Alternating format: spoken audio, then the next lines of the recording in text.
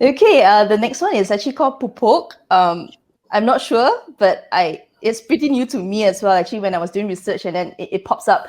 And I realized this was something that was actually initiated even since the first MCO. So apparently about 30 million was allocated for this to MCMC, Malaysia Communication and Multimedia Commission.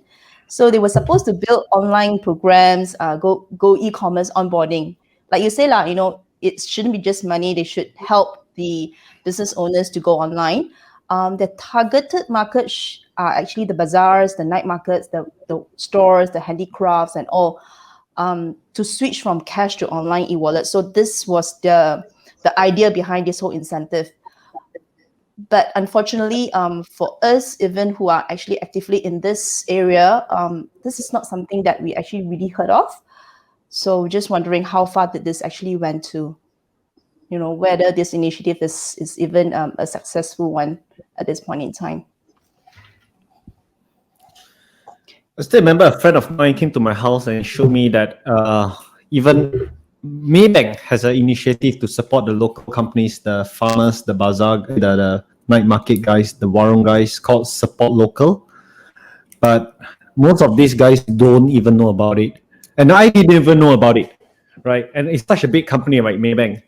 And we didn't even know about it. And we are people who are constantly on the lookout on what are the new technologies available in the market. So for this, right, I think having this 300 million allocated is good, but we really got to question what is their go-to-market strategy. How are they going to reach out to these guys? And also, how are they going to reach out to the consumers as well? Yeah, but many of these people, like bazaar owners now, I'm not most likely they are not even very familiar about how an online shop works. Now, of course, it's important for them to force themselves to go online. But is there any education, or is there any, I don't know, like, is there any like training or online seminar that actually teaches them how to use this? Because I've done online business for almost my entire life. Like, I've never even heard of this thing called Pupok, right? And I don't even know about this. In fact, are they really spending 300 million, all of the money to helping the people, or is there gonna flow somewhere else? We don't know. For all we know is that they might be using that money to go, pursue other agendas. But right now, looking at this, I've never heard of this, and I think this is a great idea for those bazaar owners, farmers market, night market people to use. But selling physical products online has its own challenge when it comes to shipping. Obviously, if you're selling, like, let's say something like a cake, there's challenge to that in terms of the expiry time, date, things like that. So I just think that having the tool itself is not enough. I think there needs to be education and constant push, as you said, letting people know that, hey, you know what, the government is here, or the authorities are here. We're not only gonna give you the tools, but I want to give you training on how to do this, and they want to actively go and pursue these people as well, because I've never heard of this thing. Yeah. So I was just wondering, Selza, have you seen any of these initiatives being done on how are they going to educate these micro entrepreneurs on how do they sell online? Not really. So the only information I actually got, which is the website there, there's actually a page for you to register your business. I do not know how far they take apart from that, but I've not actually heard of any active training programs. Yeah, which is sad, actually. Yeah. The next one is a similar one, and this one is initiated by HRD Corp. So it's a similar thing, that an e-commerce platform is designed to support people who took part in Penjana HRDF Corp, which was also initiated in March 2020. So this is also for entrepreneurs who wanted to start online businesses and services.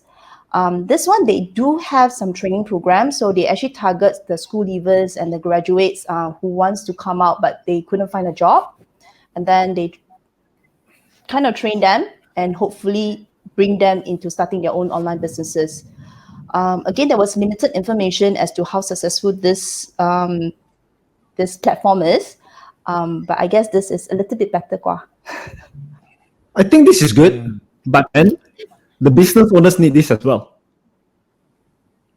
True. Yeah. Because most business owners don't know how to sell online.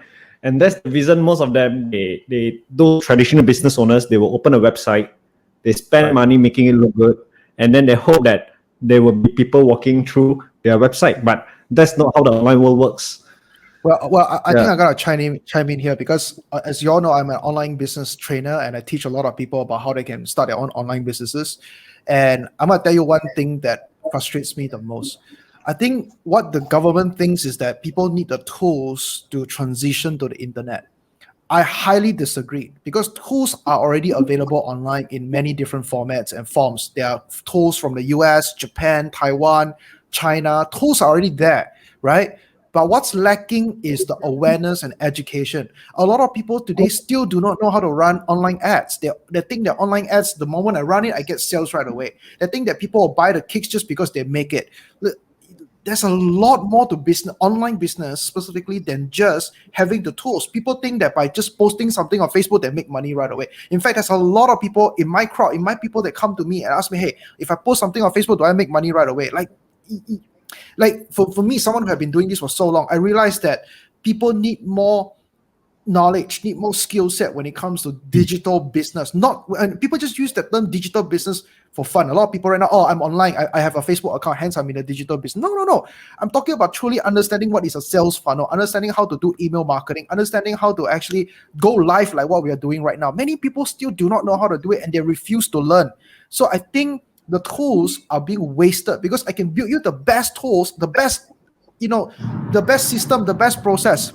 But if you do not know how to use it, you're just wasting a lot of money building the tools. That's my perspective. Because I think the tools are already on the internet. You don't need a platform. You don't need to go build another Shopee, a Lazada competition. There's already Lazada and Shopee. Just tell people to sell that. Just teach people how to sell that. Right? There's already like Shopify. There's already Facebook ads, Google ads. Why are you trying to develop your own tools? Right? I don't get it. Maybe I'm coming from a different perspective because I'm in the education industry, but I do feel like from the interactions that I've had with a lot of Malaysians and Singaporeans over the last year, people need more than just the tools. People need education, awareness. I fully agree, actually, because we do have a lot of clients. So one of the things that my consult does is actually help clients to implement accounting softwares. So I have many like second generations to come to us and say, hey, can you help me to go to digitalize my business? We're still doing our accounts manually on Excel or even on paper. And then we submit our accounts once a year to someone who just compile everything, compile our receipts, and then submit to the income tax. But when, there is an audit or whatnot, we'd be in trouble because our documentation will not be sufficient. But the sad thing is sometimes it's also about the generation. So is trying to educate maybe our parents' generation to actually try to use the system itself. That itself is another step that we need to look into. So many of them who actually bought the software from us, I have many cases where we have bought it for a year or two. We try to help them, but they still couldn't go fully online. They can't really use it. They only use very basic features. And then at the end, they'll just say, oh, your software no good lah. Then they stop using it. So, yeah. So that's the reality of it as well lah.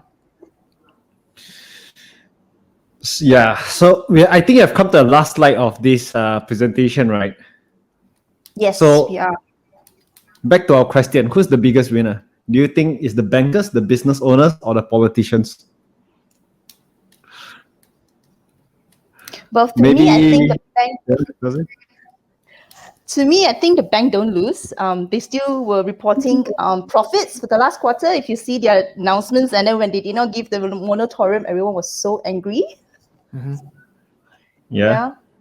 So that is one big winner there. The bankers are still the biggest winners. How about the politicians?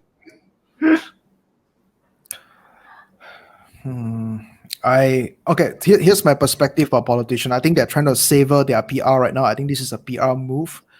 It's not really a financial aid, in my opinion. I think it's just trying to fix what they have ruined.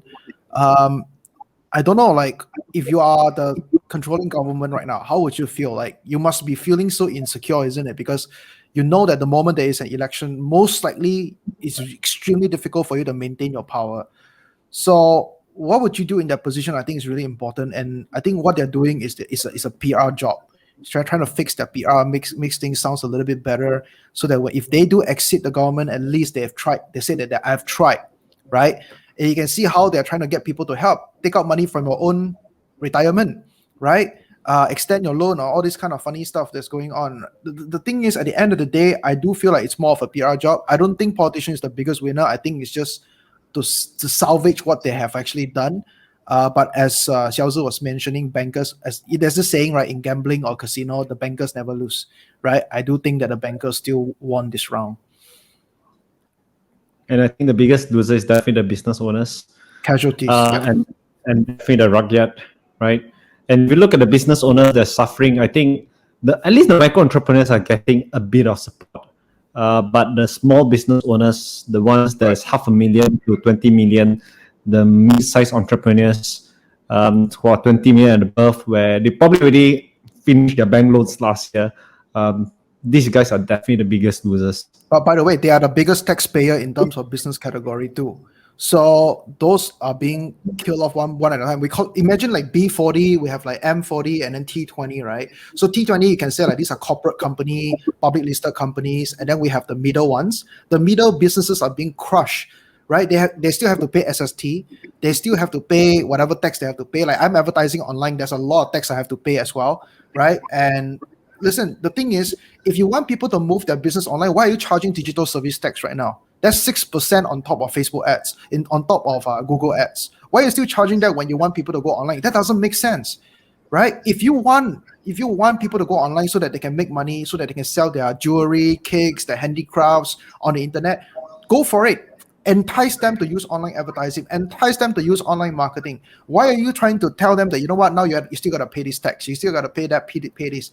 And the worst thing is the middle class, as you mentioned, people that have high overheads, right? Like restaurant owners. Let's say if I have 5 branches of restaurants, right? I'm creating a lot of jobs.